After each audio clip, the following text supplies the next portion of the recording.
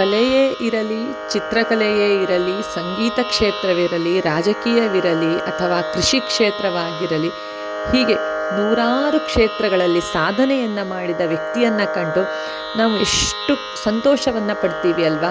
ಕೆಲವೊಮ್ಮೆ ಅವ್ರ ಫ್ಯಾನ್ ಕೂಡ ಆಗಿಬಿಡ್ತೀವಿ. ಅವರಂತಾಗೋಕ್ಕೂ ಕೂಡ ಬಯಸ್ತೀವಿ ಅಲ್ವಾ. ಈ ರೀತಿ ಆಗೋಕೆ ಕೇವಲ ಸಂಕಲ್ಪವನ್ನು ಮಾಡಿದ್ರೆ ಸಾಧ್ಯವ? ಸಂಕಲ್ಪ ಮಾತ್ರದಿಂದ ಯಾವುದೇ ಕಾರ್ಯ ಸಿದ್ಧಿಯಾಗುತ್ತಾ? ಇಲ್ಲ ಅಲ್ವಾ. ಈ ಎಲ್ಲ ಸಾಧಕರು ನಡೆದು ಬಂದಂಥ ಹಾದಿ ಹೂವಿನ ಹಾಸಿಗೆ ಆಗಿರೋದಿಲ್ಲ. ಇವರೂ ಕೂಡ ಪ್ರತಿನಿತ್ಯ ನಿಗದಿತ ಸಮಯವನ್ನು ನಿರ್ದಿಷ್ಟಪಡಿಸಿಕೊಂಡು ಆ ಕ್ಷೇತ್ರದಲ್ಲಿ ಕಷ್ಟಪಟ್ಟು ಪ್ರಯತ್ನಪೂರ್ವಕವಾಗಿ ಪರಿಶ್ರಮವನ್ನು ಪಡ್ತಾನೇ ಇರ್ತಾರೆ. ದಿನದ 1 ಗಂಟೆ ಇರಬಹುದು, 2 ಗಂಟೆ ಇರಬಹುದು, 10 ಗಂಟೆ ಇರಬಹುದು.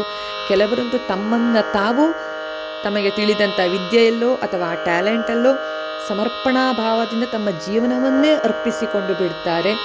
ಈ ರೀತಿ ಅವರು ಕಲಿಯುವಂಥ ವಿದ್ಯೆಯೇ ಇರಲಿ, ಕಲೆಯೇ ಇರಲಿ, ಅವರು ಪಡುವ ಕಷ್ಟ ನಷ್ಟಗಳು ಯಾರ ಕಣ್ಣಿಗೂ ಕಾಣದು.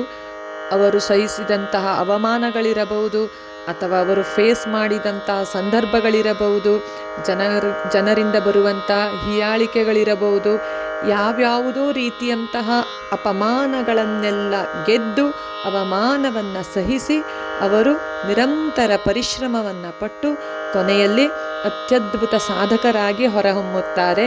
ಚಪ್ಪಾಳೆ ಹೊಡೆಯುವಾಗ ನಮಗೆ ಅವರ ಆ ಸಾಧನೆಯ ಹಿಂದಿನ ಪರಿಶ್ರಮ ಗೊತ್ತಿರೋದಿಲ್ಲ, ಅವರು ಅನುಭವಿಸಿದಂಥ ಕಷ್ಟ ನಷ್ಟಗಳ ಪರಿಚಯವಿರೋದಿಲ್ಲ. ಹಾಗೆಯೇ ಯಾವಾಗಲೂ ಕೂಡ ಉಳಿಪೆಟ್ಟನ್ನು ತಿಂದಂಥ ಕಲ್ಲೇ ಅಲ್ವಾ ಸುಂದರವಾದ ಕೆತ್ತನೆಯನ್ನು ಪಡೆದು ಚಂದವಾದಂಥ ಮೂರ್ತಿಯಾಗಿ ಹೊರಕ್ಕೆ ಹೊಮ್ಮೋದು.